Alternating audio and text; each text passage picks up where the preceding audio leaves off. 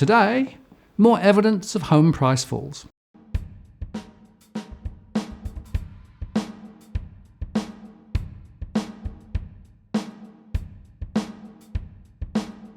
Hello again, I'm Martin North from Digital Finance Analytics. Welcome to our latest post covering finance and property news with a distinctively Australian flavour.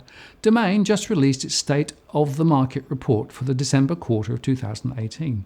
It provides further confirmation of the falls in train, with Sydney and Melbourne house prices down 3.2% and 2.1% respectively over the quarter, and by 9.9% and 8.4% over the year. And nationally, house prices were down 1.8% over the quarter and by 6.5% over the year. So in this post, we look at the data in more detail. And by the way, if you get value from our posts, please do consider supporting our work either via Patreon, here's a link, or by making a one-off donation via PayPal. Again, here's the link. We really appreciate the support we receive to help us continue to make great content. Now, before we start, it's worth highlighting that this domain data are averages, so they do not really bring out the severe falls of more than 20% that we're seeing in some areas.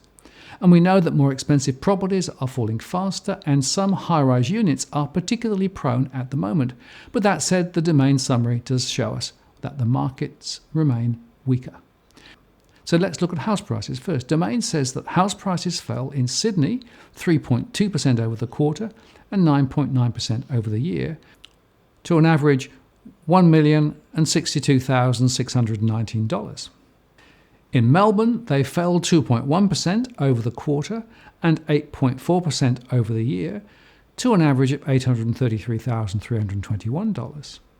House prices in Brisbane fell 0.2% over the quarter and 0.1% over the year to an average of $566,000, whereas prices in Adelaide grew 0.1% over the quarter and 1.7% over the year to an average of $537,971.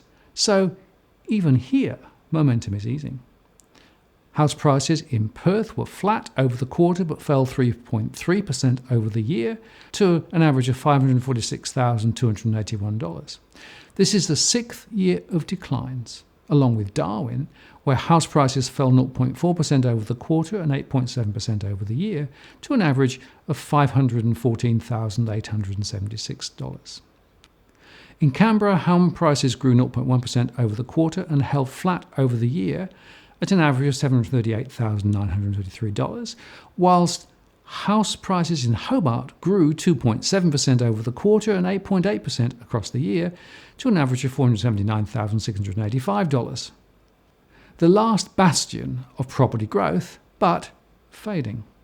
Turning to units, Sydney prices fell 3.3% over the quarter and 5.8% over the year to an average of $702,012, whilst Melbourne units fell 1.8% over the quarter and 4.3% over the year to an average of $479,306.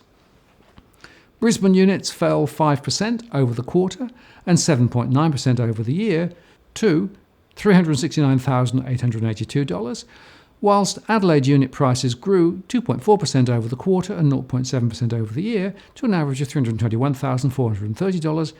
Perth units prices fell again, down 3.1% over the quarter and 2.9% over the year to an average of $351,818. So we're seeing an acceleration. And Darwin unit prices fell 0.3% over the quarter and 13% over the year to an average of $321,990.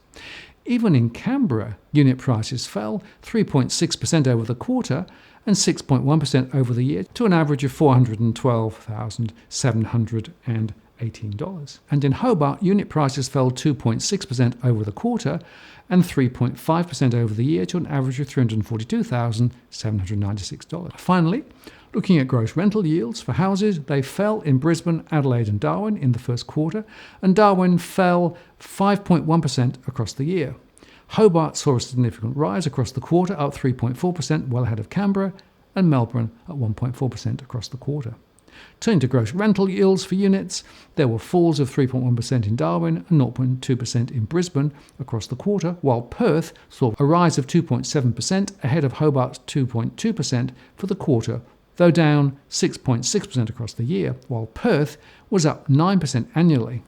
Now this, of course, is a function of the relative movements between home prices and rentals.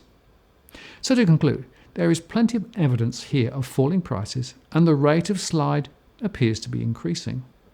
And of note is one other uncertainty factor, namely it appears the government may hold up the release of the Royal Commission final report into financial services misconduct as they fret about its potential market impact. It's not clear whether this is just a few hours to avoid stock market trading time or something more substantial. Whichever, it's a mistake, as uncertainty will simply reinforce the rot. As always, if you like what you've seen here today, please share and like the post and add a comment or question. I read them all. And if you want to join the growing band of subscribers who receive alerts when we release new posts, do subscribe now by hitting the subscribe bell. And if you have already subscribed, many thanks. I really appreciate your support and participation. I'm Martin North, the Principal Analyst at Digital Finance Analytics. Many thanks for watching, and I'll see you next time.